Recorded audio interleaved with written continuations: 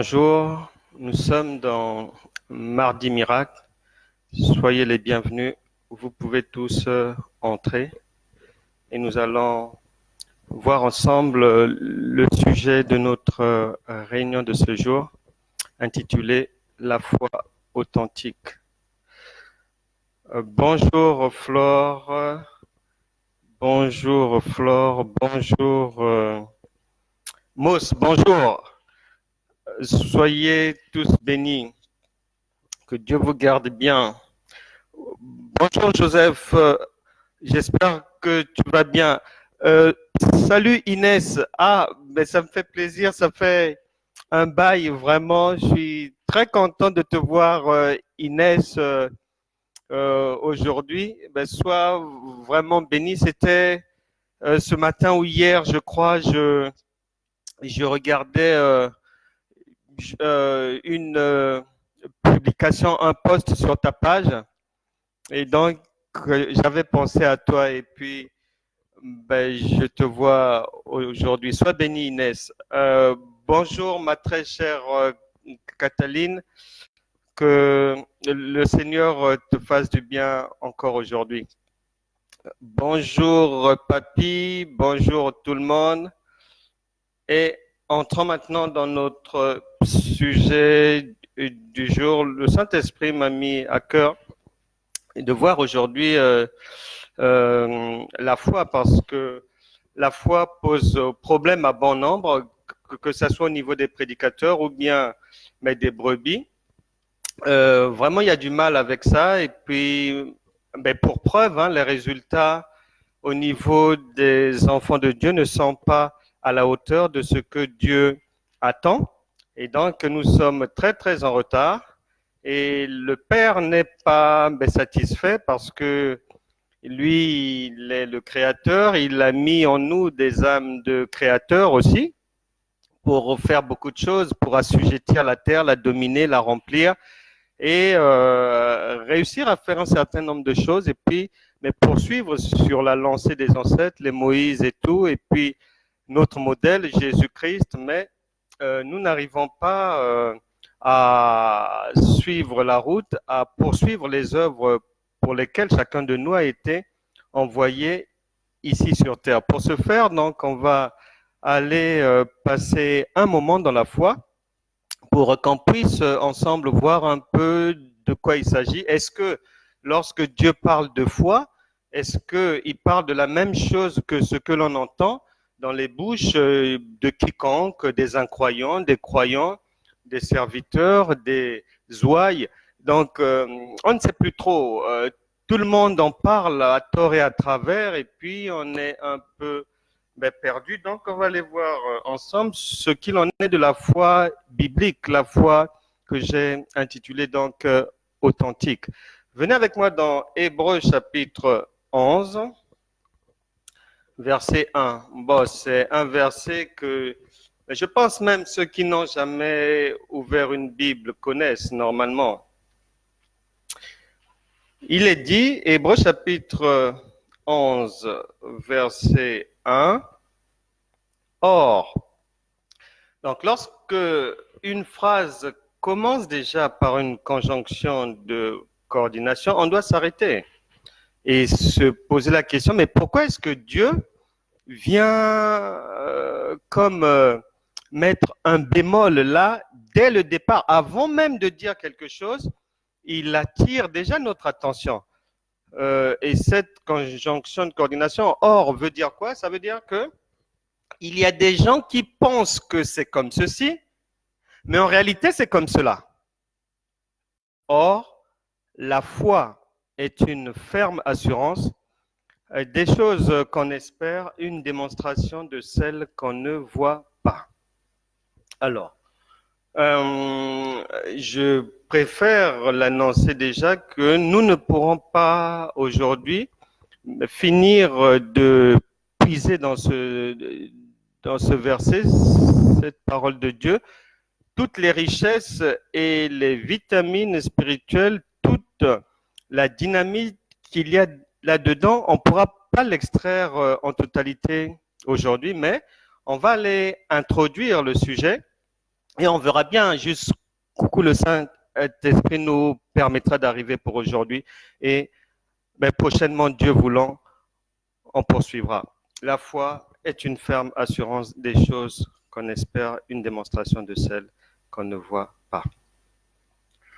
La foi, je le répète, se tient, est synonyme de Jésus, de résurrection et de miracle. Beaucoup pensent que la foi, c'est croire. Or, de verset 19, Dieu est venu mettre fin à cette hérésie, à cette fausse croyance en disant que non, si c'est seulement croire, vous n'avez rien fait, puisque même les démons aussi prennent cette posture-là de la croyance animale, croyance vaine, croyance basique. Et en ce qui concerne croire, la foi, en fait, lorsqu'on parle de foi, la croyance qui est rattachée à la foi, c'est celle contenue dans Marc chapitre 16, verset 17. Vous vous souviendrez que sur ce verset, on a passé plus de 5 heures à le décortiquer et à en extraire les différentes substances spirituelles. Et là-bas, on est resté assez longtemps sur ce que voulait dire croire pour Dieu. Et donc, je vous renvoie en ce qui concerne la croyance, puisque la foi est réservée à ceux qui croient. Je vous renvoie donc à tout ce qu'on a vu pendant 5 jours en Marc chapitre 16, verset 17, la semaine dernière ou celle d'avant si ma mémoire est bonne. La particularité, c'est que donc ce que je peux juste toucher, c'est en disant que cette croyance, elle n'est pas charnelle, elle n'est pas animale, et c'est Dieu lui-même qui nous le dit. Et hier, on est passé par là lorsque le Seigneur Jésus, avec cette Samaritaine, dans ce dialogue, dans l'annonce qu'il faisait que vous rentrez dans une nouvelle ère, qui sera une ère sans frontières, sans interdits, sans dogme, une ère vraiment relâchée de liberté en Christ, avec une puissance jamais reçue. Et une puissance non plus qui passe par un sacrificateur ou un pasteur, un apôtre, ceci, cela. Non, tout le monde pourra opérer dans le surnaturel à partir du moment où il aura reçu le Saint-Esprit. Donc, dans ce dialogue-là, en Jean chapitre 4, au verset 24, c'est là où Dieu vient nous informer que désormais la foi ne peut pas être animale, elle ne peut pas être rattachée au bouc, au taureau et autres, elle ne peut pas être charnelle, mais il est dit que Dieu est esprit. Donc, avec la nouvelle constitution, nous sommes rentrés dans l'ère où c'est l'esprit qui règne. Celui qui comprend le monde spirituel va régner. C'est pour ça que ceux qui dirigent le monde, qu'ils soient animés de bonnes ou de mauvaises intentions, se précipitent d'abord à aller rechercher une puissance spirituelle. Que ça soit dans la franc-maçonnerie, que ça soit dans la Rose-Croix, que ça soit chez Ekankar, que ça soit dans les sectes orientales Sakyamuni et autres, que ça soit chez le dieu Krishna et autres. Chacun cherche d'abord une puissance spirituelle parce que même ceux qui ne connaissent pas Dieu savent que c'est le spirituel qui domine sur tout le reste. Et Jésus vient nous dire en Jean chapitre 4, verset 24, que vous allez rentrer, vous êtes maintenant rentrés dans l'ère du spirituel. Donc la foi est spirituelle. Elle n'est pas animale, elle n'est pas charnelle, elle ne tient pas sur la théorie, mais elle tient d'abord sur la connaissance du spirituel. Et ensuite, lorsque on a à l'esprit que les choses sont spirituelles, on peut donc maintenant progresser pour aller chercher à savoir qu'est-ce que Dieu entend par ferme assurance. Parce que si c'était une assurance basique, on n'aurait pas insisté sur l'aspect de la fermeté. Alors là, on est bien tenté d'aller se dire ceci. Si quelqu'un a la foi, donc sa foi tient sur une ferme assurance. Donc pour nous, comme on sait que la foi a pour racine le spirituel, on va maintenant chercher à savoir, mais d'où vient le fait que quelqu'un puisse avoir une assurance pour croire que Dieu peut faire, pour croire que tout est possible, pour croire que cette situation va changer, pour croire que je peux passer de la malédiction à la bénédiction. Comment est-ce que, quel est le cheminement, quel est le processus qui va nous permettre de croire en cela? Qu'une femme qui a 5, 6 enfants de pères différents, comment va-t-elle croire qu'elle peut trouver un homme qui va être amoureux d'elle et l'aimer, et elle et tous ses enfants, voire même les prendre à sa charge? D'où lui viendra cette assurance? D'où vient l'assurance que certains ont de croire qu'ils peuvent guérir du sida? De croire qu'ils peuvent passer d'un salaire de 1 200 € à 20 000 €. Il faut quelque chose.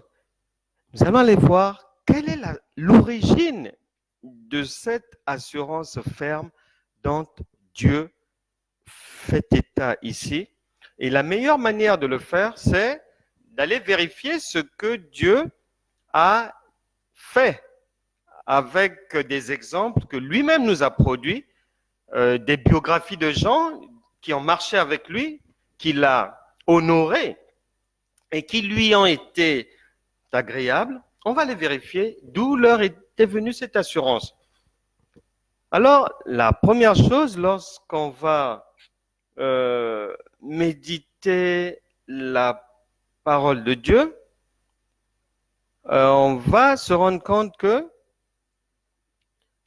à la création, Adam, par exemple, à partir du livre de la Genèse, chapitre 2, au verset 17, Adam reçoit la visite de Dieu et Dieu lui donne des instructions.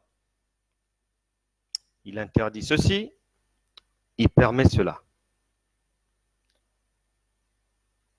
Donc Adam a rencontré Dieu, il connaît Dieu, il a su comment Dieu parle et que Dieu donne des orientations. Et un tel homme, donc, a l'assurance, a l'épreuve, a la conviction que Dieu est, puisqu'ils ont échangé ensemble. Donc, sa foi va pas être basée sur la théorie, mais sur des évidences concrètes. Lorsqu'on poursuit, Moïse, Exode, à partir du chapitre 3, Dieu vient le rencontrer au buisson ardent.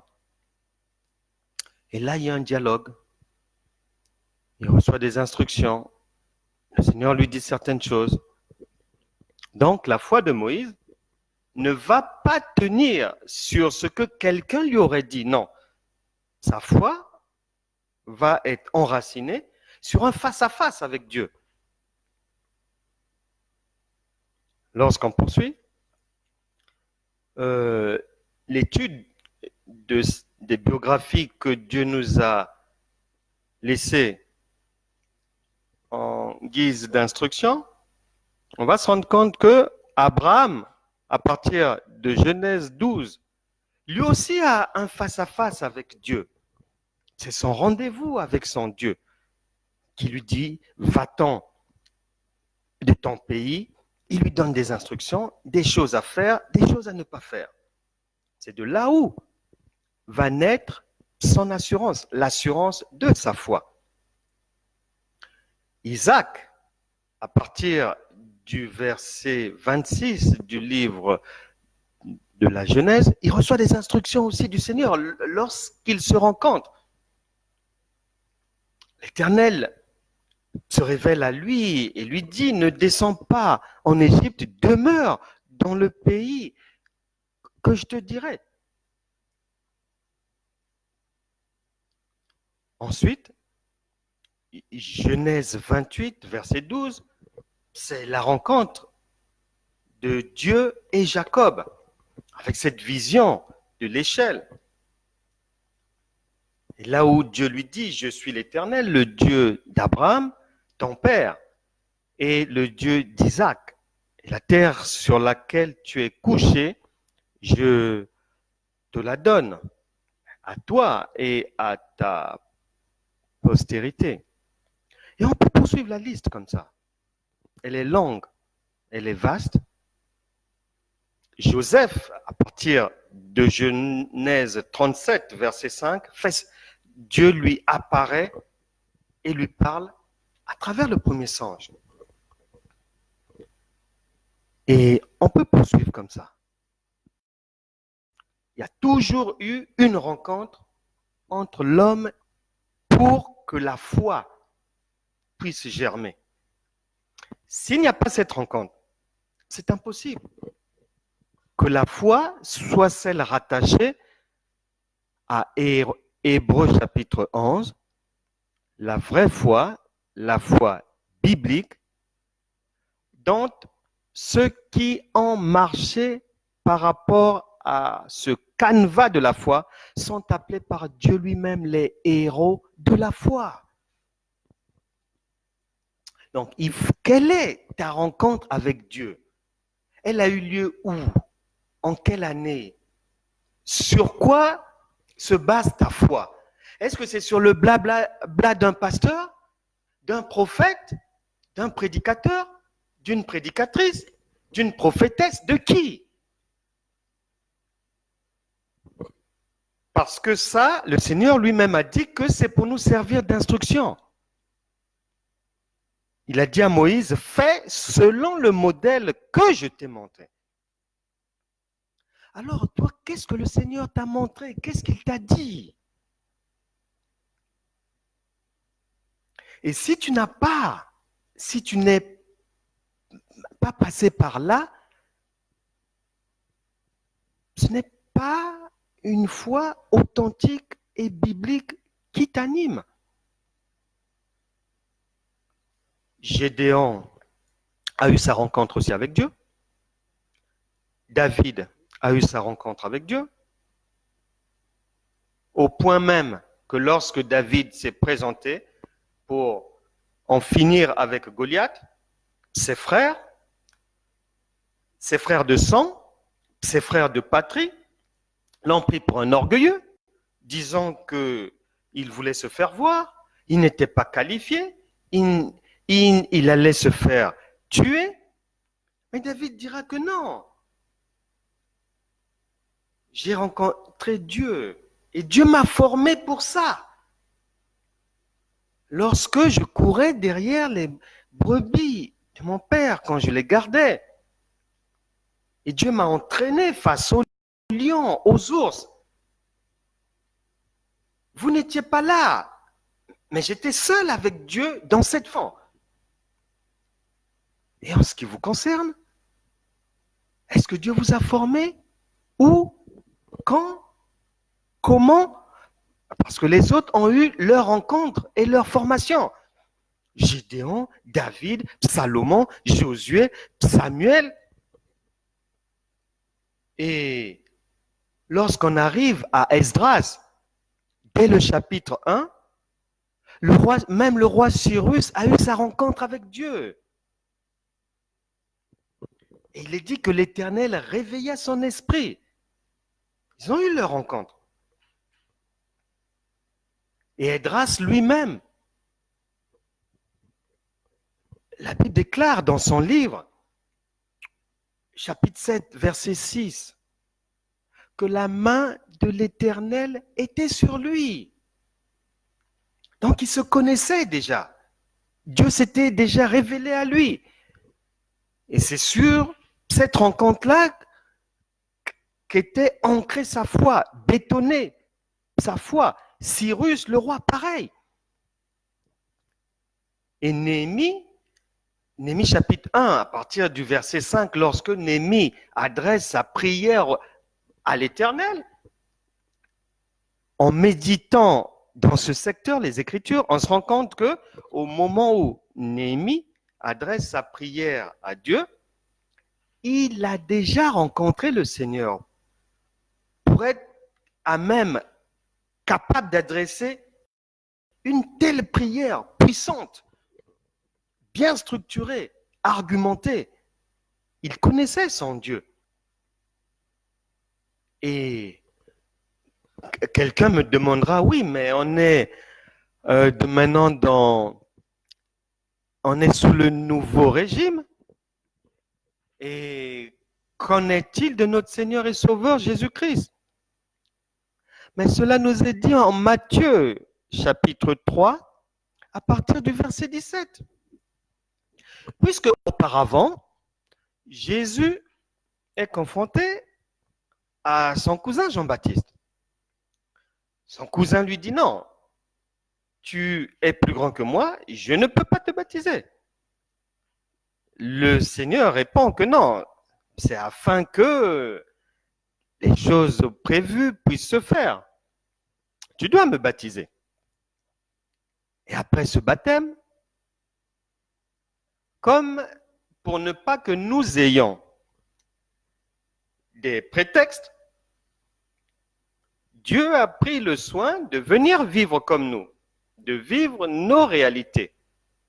Et il nous a montré le canevas par lequel on devient enfant de Dieu et le canevas par lequel la foi va naître. Et la foi de notre Seigneur Jésus-Christ, elle naît à partir de Matthieu chapitre 3, verset 17, puisqu'il est dit là-bas, Dieu s'est révélé à lui après son baptême, il sort des eaux, et voici une voix fit entendre des cieux ces paroles. Celui-ci est mon fils bien-aimé en qui j'ai mis toute mon affection.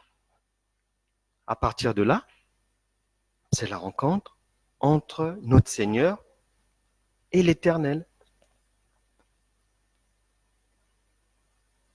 Quelle est la marque, le souvenir de ta rencontre avec Dieu?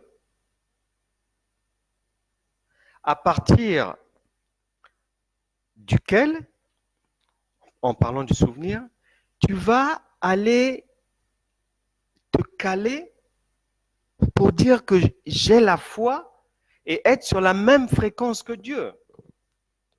Pour avoir une ferme assurance, il faut quelque chose de Dieu. Il faut une rencontre. Il faut l'avoir vue, obligatoirement. Et en ce qui me concerne personnellement, ma rencontre avec le Seigneur, le souvenir sur lequel est enracinée ma foi, date du 18 novembre 2002, 72 rue Laennec à Lyon. Je suis encore athée. Ce jour-là, je dors. Et pour la première fois, de manière évidente comme ça, je vais me réveiller et je vais être réveillé par un songe, une vision. Et c'était tellement réel que comme je n'avais pas l'habitude en tant qu'athée de ces choses-là, mais ça reste à vie, là. Dans cette vision, j'aperçois, je vois un homme avec un mégaphone parlant au-dessus de moi. Un homme dont je ne vois pas le visage. Mais il parle et ça résonne tellement fort au point de me réveiller. Et il disait, tu es dans la souillure, tu fumes, tu bois. Si tu veux que je te vienne en aide, arrête ça et tu verras ce que je ferai de toi. Et j'ai sursauté. Et ce jour-là, quand j'ai sursauté, 18 novembre 2002, dès que j'ai posé mes pieds au sol, j'ai dit de ma bouche que je ne fumerai plus jamais de ma vie, je ne prendrai plus jamais une goutte d'alcool. 18 novembre 2002, jusqu'à aujourd'hui. Je n'ai pas eu besoin d'un patch. Je n'ai pas eu besoin d'un traitement parce que, bien que j'étais un croyant, bien que j'étais dans la souillure du monde, mais ce qu'on a appris par l'intelligence sociétale, on va dire, dans la société, je savais que le bien vient de Dieu et le mal vient de Satan. Même si je n'étais pas chrétien, même si je ne fréquentais pas les églises, même si je n'étais pas dans ces choses-là. Mais je savais que le chef du bien, on l'appelle Dieu, et le chef du mal, on l'appelle Satan. Donc, lorsque j'ai sursauté, ce 18 novembre 2002, en mettant mes pieds au sol, j'ai su, je n'ai pas eu besoin de quelqu'un, d'une prédication, d'un apôtre, de qui, de quoi, ou qu'on m'impose les mains. Non, par la simple intelligence humaine, j'ai su. J'ai fait une simple déduction que, comme je sais que celui qui peut nous orienter vers le bien, on l'appelle Dieu, et celui qui peut nous orienter vers le mal, on l'appelle Satan. Donc, cette voie qui m'a orienté vers le bien vient de Dieu. Voilà la simple déduction que j'ai faite. J'ai pris la décision de suivre Dieu comme ça. C'est de là où date ma rencontre personnelle avec Dieu. Ce n'est pas quelqu'un qui m'a parlé de Dieu ou dit d'aller dans une église.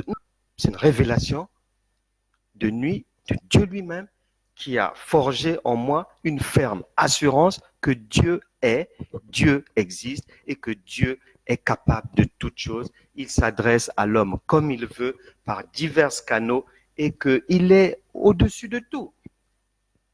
Mais pour preuve, après mon réveil, lorsque j'ai dit cette parole-là sur l'alcool et le tabac,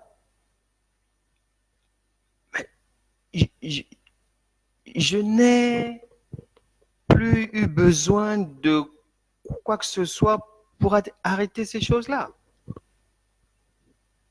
Et la parole que j'avais dite venait d'un don de prophétie enfoui en moi. Donc j'avais prophétisé pour moi-même et ce qui me permet de prophétiser pour les autres. Et ça se réalise. Et Dieu fait. D'où vient ton assurance? Ta foi vient d'où? Qu'est-ce qui te rattache à Dieu? Qu'est-ce qui permet à ta foi d'être enracinée en une croyance sans limite en Dieu? Et même les incroyants, nous avons les preuves que même les incroyants, lorsqu'ils réalisent des prouesses et autres qui sont utiles à la bonne marche de l'humanité, ça vient de Dieu. Quelqu'un va me demander comment ça se fait. C'est très simple. Il y a des chercheurs de plusieurs pays, il y a quelques années de cela, se sont regroupés et ont fait une étude très simple, mais consistant à demander à tous ceux qui avaient été à l'origine des inventions, d'appareils, d'outils, de véhicules et autres que nous utilisons sur Terre ici au quotidien. Donc, l'étude consistait à leur poser une simple question à ces inventeurs: d'où vous est venue l'idée de votre invention? Et l'étude, qui avait pris plusieurs années, va révéler que les 85% de ces chercheurs, pour la plupart incroyants, vont dire non. Moi, c'est très simple. J'avais vu ça dans un songe.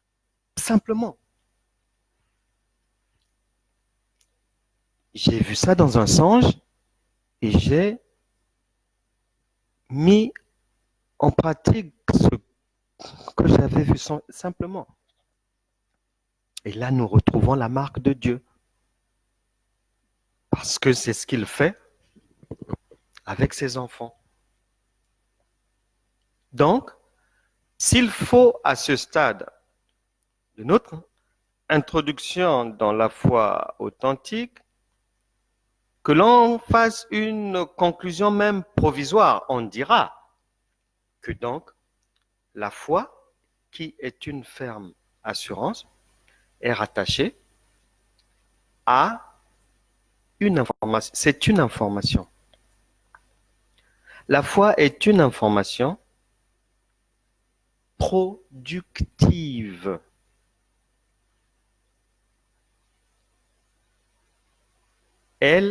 C'est cette information productive qui donne naissance à l'assurance ferme. Pour dire que lorsqu'on a la foi rattachée à Hébreux 11, 1, la foi authentique, la foi de Dieu, c'est une foi qui doit avoir du résultat obligatoirement. C'est pour ça que notre Seigneur avait dit, lorsqu'il est venu nous annoncer la nouvelle ère, que non seulement on reconnaîtra chacun à ses fruits, mais celui qui ne produit pas du fruit, on va brûler. Parce que c'est une occupation du territoire terrestre inutilement. Et cela n'est pas dans la pensée divine, non. C'est pour ça que les gens qui disent que si je suis malade, ou si je suis pauvre, ou si j'ai ces difficultés-là, c'est parce que Dieu le veut, sont à côté de la plaque, en erreur. Parce que l'assurance ferme est mouvement, n'est pas statique. La foi n'est pas statique. C'est pour ça que dans ce même livre, il est précisé certaines choses. Et il est dit que la foi sans les œuvres est morte. Il faut des œuvres. Il faut du résultat. Peu importe ton niveau d'études, peu importe le champ d'activité dans lequel tu travailles, Dieu attend de toi du résultat. Et ce résultat-là a pour point focal, l'aide à apporter à autrui pour améliorer le quotidien de ton prochain. Je disais que cette assurance ferme est mouvement.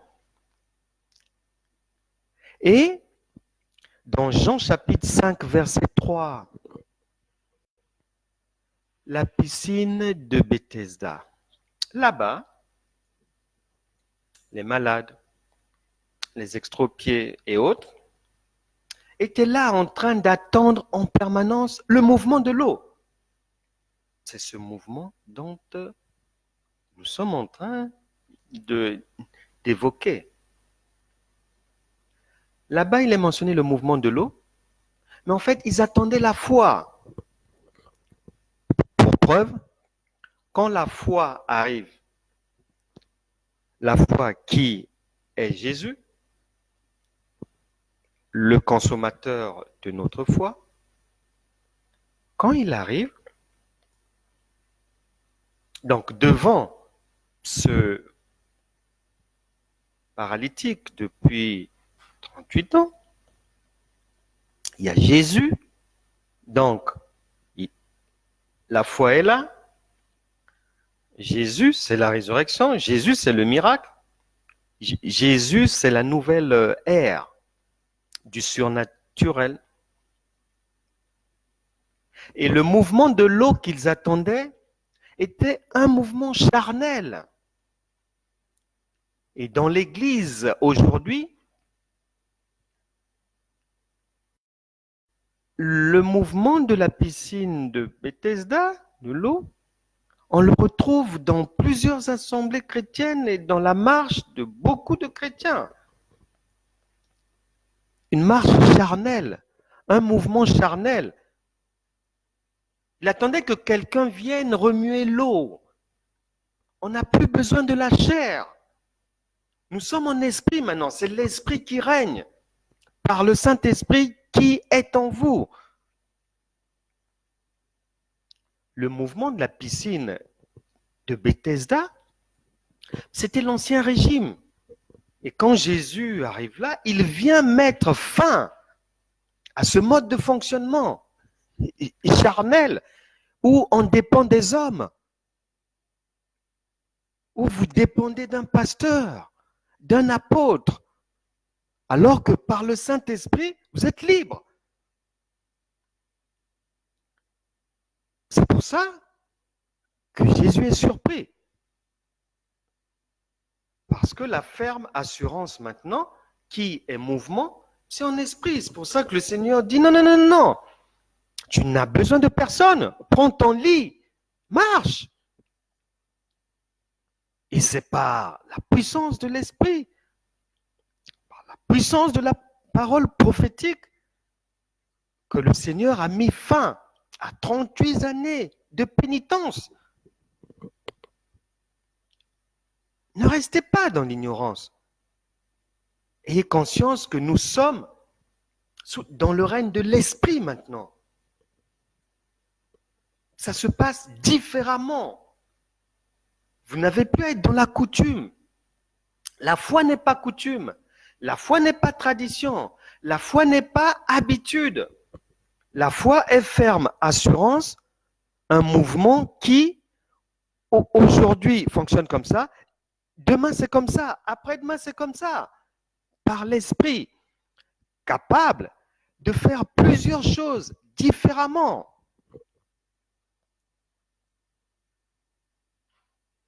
C'est pour ça qu'un chrétien ne peut pas être improductif. Il faut du résultat. Il faut du mouvement. Cette assurance doit être ferme. Lorsque je dis que ceux qui disent que leurs maux, leur douleur, leur souffrance, c'est la volonté de Dieu, lorsque je dis qu'ils font erreur, parce qu'il y a des choses qui, même sans entrer dans la parole de Dieu, même sans consulter Dieu, qui découlent du bon sens.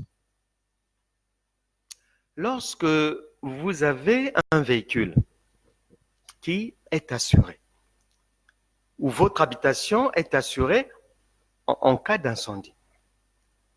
Mais ça veut dire quoi? Ça veut dire que s'il vous arrive un pépin, que ce soit sur le véhicule ou sur l'habitation, qui prend l'eau, une inondation, l'incendie, etc., votre assureur prend les choses en charge, prend le relais. C'est de cet assureur-là qu'on parle ici. Hébreux chapitre 11, verset 1, la foi est une ferme assurance. Donc il y a un assureur.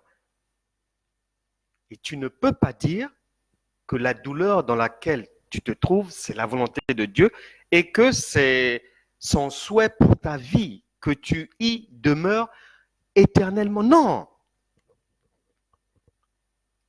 Parce que si tu as la foi et une ferme assurance, en cas de pépin, quand tu vas te retourner vers ton assureur, Dieu, le tenant de ton assurance vie, mais il doit répondre. Si un assureur humain, charnel, animal, incroyant, répond aux besoins de son assuré, ah, combien plus forte raison Dieu, créateur de l'univers, il répondra. C'est pour ça que Jésus a dit non, s'il n'y a pas de résultat, vous brûlez. La vie humaine demande du résultat. Que ça soit dans la vie maritale. C'est pour ça que j'ai déjà dit ici que les rêveurs qui pensent que l'homme de la destinée ou la femme de la destinée existe, s'ils réfléchissent un peu, vont se rendre compte que Dieu va quand même s'il te donne quelqu'un, il va quand même veiller à ce que tu travailles aussi quand même dans le foyer pour améliorer le quotidien, pour fabriquer le bonheur. Dieu fait sa part, mais l'homme a toujours sa part. Et donc, nous devons savoir que notre assureur viendra toujours à notre secours en cas de pépin, en cas de maladie. J'ignore les situations par lesquelles tu passes actuellement. Mais le Seigneur est là pour ça. La foi est faite pour ça. La foi, c'est Jésus. La foi, c'est Christ ressuscité. Sorti du tombeau, il nous a donné les clés du royaume de Dieu afin que nous puissions, dans ce monde pervers et corrompu, afin que nous puissions l'assujettir en démontrant la supériorité de la vérité divine sur la réalité humaine polluée, dégueulasse. C'est ça la foi. Il n'y a pas une foi au sens biblique immobile, statique, vaine, sans résultat, improductive. C'est pas Dieu. Si c'est ce qu'on vous apprend dans votre assemblée, je suis désolé, je préfère vous dire la vérité, c'est pas Dieu. Parce que notre Dieu est créateur et il a besoin de résultats et il est le consommateur de notre foi parce qu'il veut voir du résultat. Si tu étais d'une famille condamnée dans le célibat de génération en génération, lorsque tu arrives à la foi, lorsque tu arrives à Christ, lorsque tu arrives dans le royaume de Dieu, un royaume d'excellence, un royaume d'amour et de victoire, lorsque tu arrives dans le nouveau régime, peut-être pas le premier jour, peut-être pas le deuxième jour, peut-être pas la première semaine, ni le premier mois, mais à un moment donné, les choses doivent changer, obligatoirement.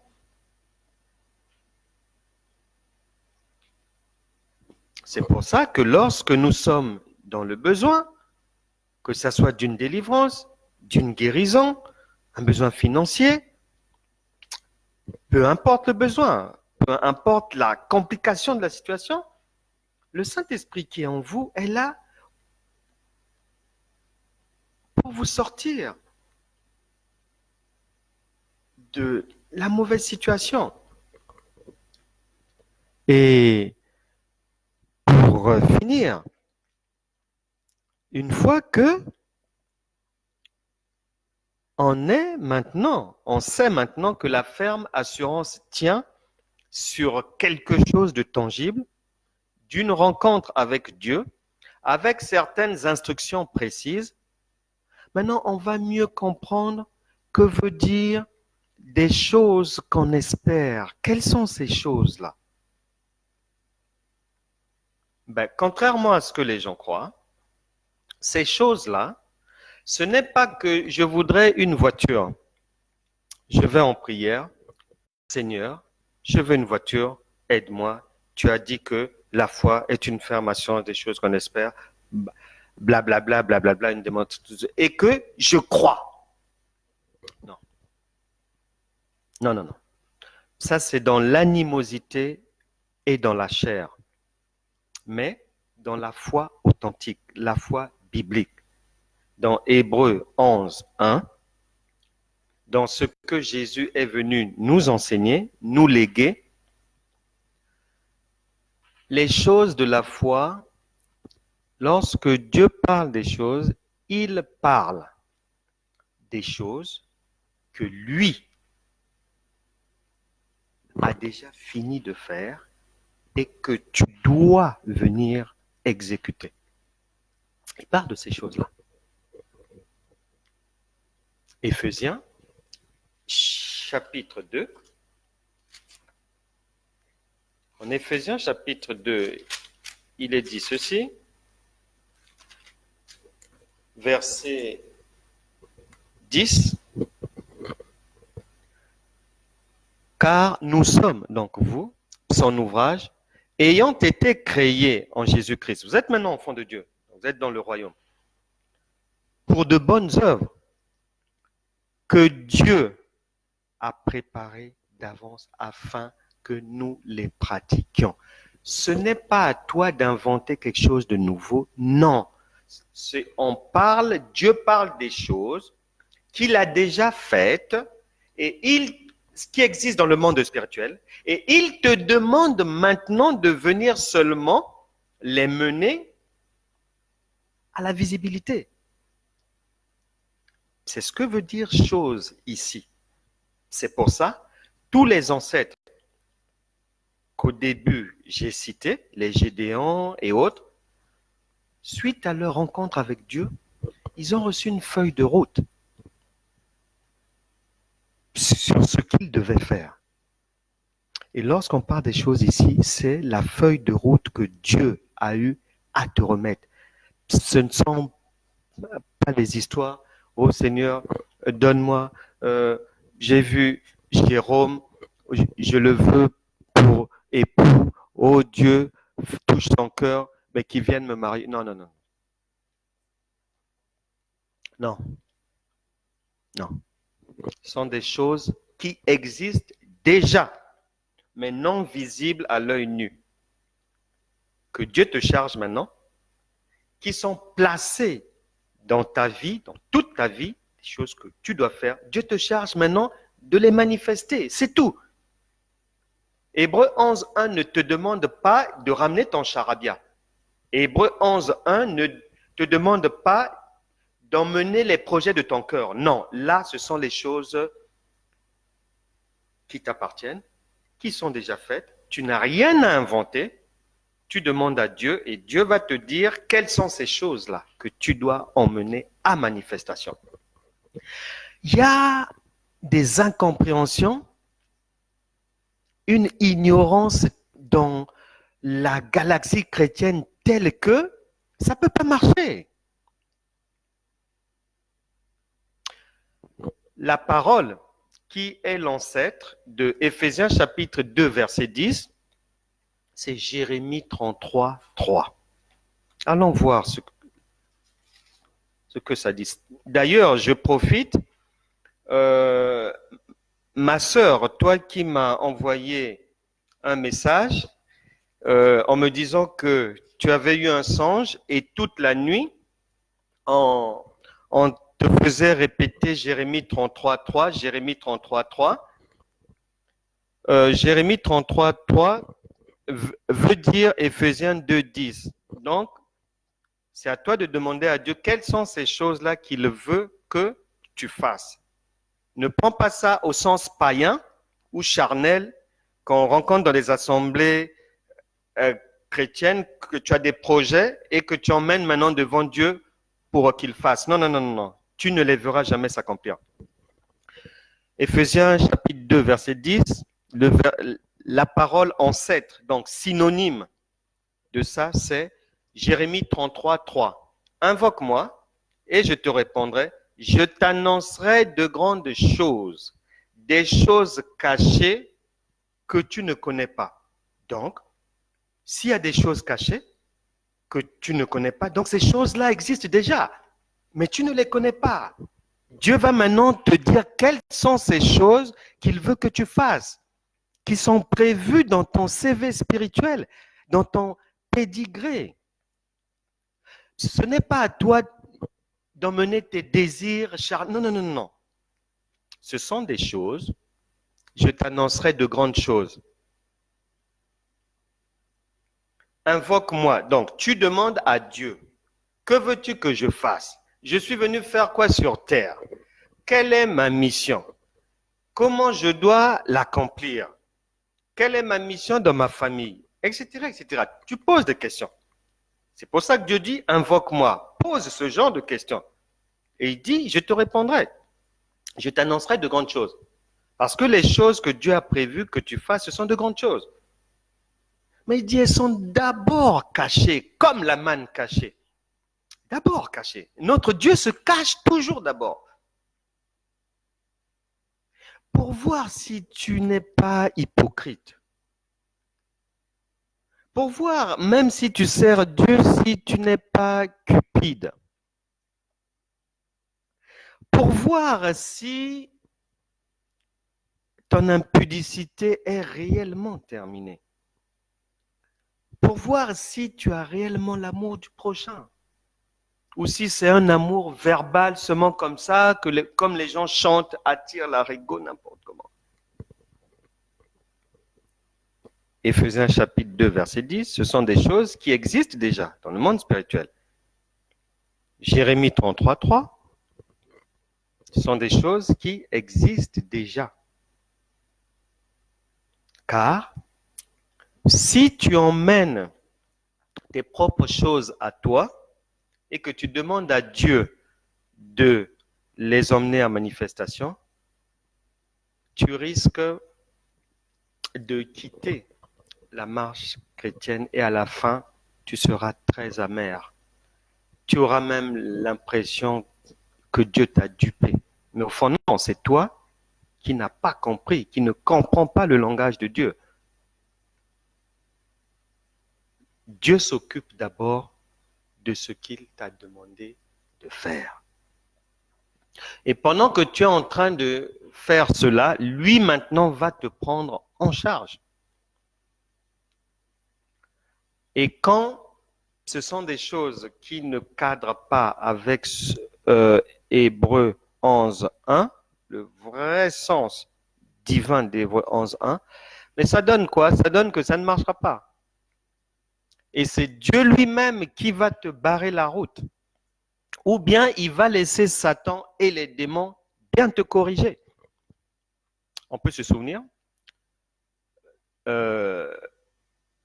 Paul, lorsqu'il faisait son œuvre d'évangélisation, puisqu'il a reçu la grâce du Seigneur d'avoir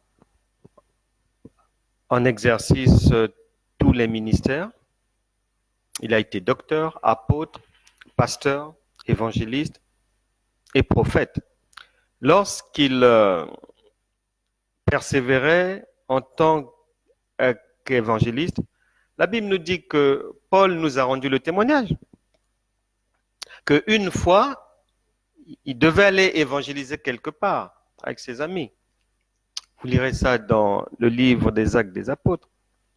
Il a dit, mais Satan les a empêchés d'y aller. Et une autre fois, lui-même vient nous témoignaient que le Saint-Esprit les a empêchés de partir. Donc, lorsque tu demandes des choses à Dieu et que tu y mets une foi animale ou charnelle, ça ne peut pas marcher. Parce que les choses d'Hébreux 11.1 sont rattachées à la foi biblique.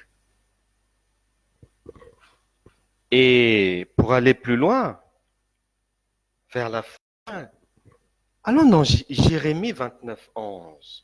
Jérémie 29.11, puisque les gens aiment cette parole de Dieu. Car je connais les projets que j'ai formés sur vous. Ah, voilà.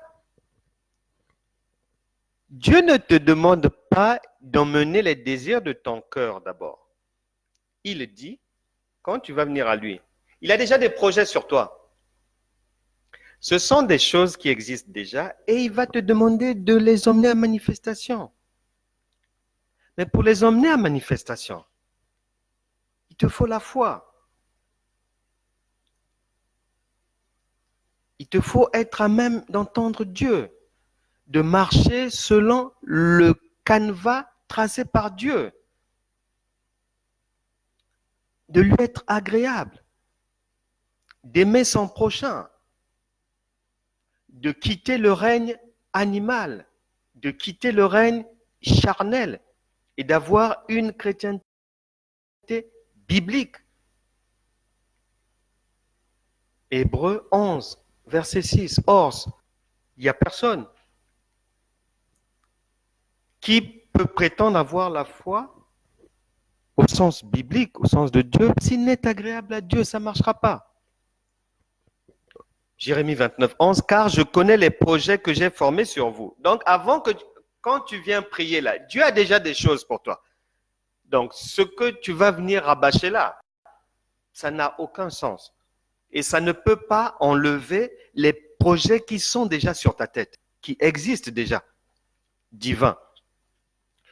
Car je connais les projets que j'ai formés sur vous, dit l'Éternel, projets de paix et non de malheur. Ah, ce sont des projets de paix et non de malheur.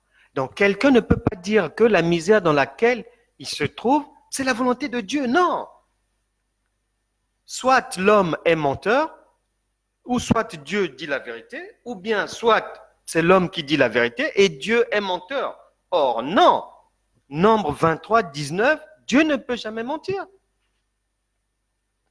Car je connais les projets que j'ai formés sur vous, dit l'Éternel, projets de paix et non de malheur, afin de vous donner un avenir et une espérance. Donc c'est beau. C'est-à-dire, quand tu pries là, le blablabla que tu demandes à Dieu là, ça là, ce que Dieu a déjà préparé pour toi, c'est 1000 fois mieux que ton blablabla, que la voiture que tu demandes, c'est trop petit ça. Et pour ceux qui travaillent dans le service de Dieu, il y a à boire et à manger pour tout le monde, des choses préparées pour tout le monde. Jérémie chapitre 1, verset 5. Avant que je t'eusse formé dans le ventre de ta mère, je te connaissais et avant que tu fusses sorti de son sein, je t'avais consacré, je t'avais établi prophète des nations. Si David a dit que tous nos cheveux, le nombre, Dieu connaît.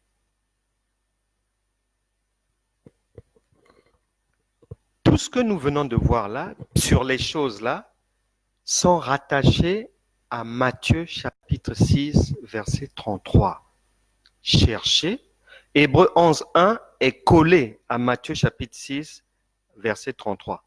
Pour que Hébreux 11, 1 marche pour toi, que tu puisses opérer avec cette parole dans le surnaturel et vaincre les démons, les ennemis, Satan et tous ceux qui vont oser te barrer la route, pour que tu puisses aller cueillir les promesses divine pour toi, il faut que lorsque tu vas vouloir activer Hébreux 11.1, que tu puisses lier à cela Matthieu chapitre 6, verset 33. Cherchez, premièrement, le royaume et la justice de Dieu, et toutes choses vous seront données par-dessus tout. C'est pour ça que lorsque Dieu, en Genèse chapitre 2, versets 1 à 2, lorsque Dieu, la Bible nous apprend en Genèse que il a créé les cieux, il a créé la terre, il a créé l'homme, si soleil et tout. Et la Bible nous apprend que après Dieu s'est reposé. Genèse chapitre 2, versets 1 à 2. Verset 1 à 2. Genèse chapitre 2, verset 1 à 2. Quand l'homme fut les cieux, la terre, quand il fut créé, lorsque l'Éternel fut une terre, les cieux, aucun arbuste des champs. Ainsi furent achevés les cieux et la terre et toute leur armée. Dieu acheva au 7e jour son œuvre qu'il avait faite, et il se reposa au 7e jour de toute son œuvre qu'il avait finie. Cette parole veut dire quoi? Et on va finir par là.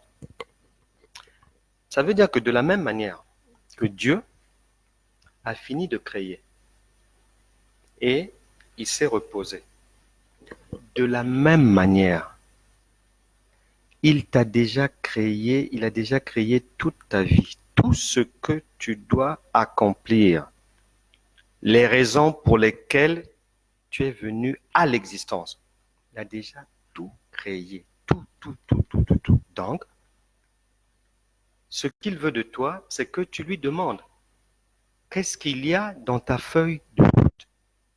Et le Seigneur, comme il l'a fait avec les Moïse, les autres, comme Jésus-Christ est passé par là lui-même, nous tous devons suivre le même processus selon la pensée divine. Donc, en fait, comme Dieu a fini de te créer aussi, spirituellement, toute ta vie est devant lui, et Dieu, il fait quelque chose désormais de très très simple, c'est-à-dire, il t'observe maintenant. Et tu seras jugé par rapport à ce que tu auras fait de cette feuille de route. Pas par rapport à tes envies d'aller en boîte de nuit ou de... Non. Ou d'avoir une maison. Non. C'est d'abord par rapport à la feuille de route. Il a créé les éléments. Il s'est reposé. Il t'a créé. Il se repose maintenant.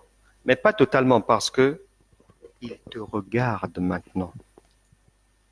De nuit, de jour, tes faits, tes gestes, les choses que tu fais, est-ce que ce sont celles qu'il a prévues que tu fasses? C'est pour ça que l'Ecclésiaste vient conclure. Et je termine par là aujourd'hui. Ecclésiaste chapitre 12, verset 1. Jeune homme, réjouis-toi dans la jeunesse, livre ton cœur à la joie pendant les jours de ta jeunesse, marche dans les voies de ton cœur et selon les regards de tes yeux. Mais sache que pour tout cela, Dieu t'appellera en jugement. Que le Seigneur vous bénisse. Nous bénissons le Seigneur pour sa parole. Nous ne pouvons pas épuiser Hébreux 11.1 aujourd'hui. Nous avons vu les prémices, on a commencé, et Dieu voulant, nous poursuivrons, je ne sais pas quand, selon la conduite du Saint-Esprit, nous poursuivrons l'extraction de toutes les richesses spirituelles contenues dans Hébreux 11.1, indispensables pour nous permettre d'opérer dans le surnaturel et d'accomplir et le plan de Dieu et la réussite de la vie personnelle. On se retrouve demain, 13h. Que Dieu vous bénisse abondamment. À demain, 13h.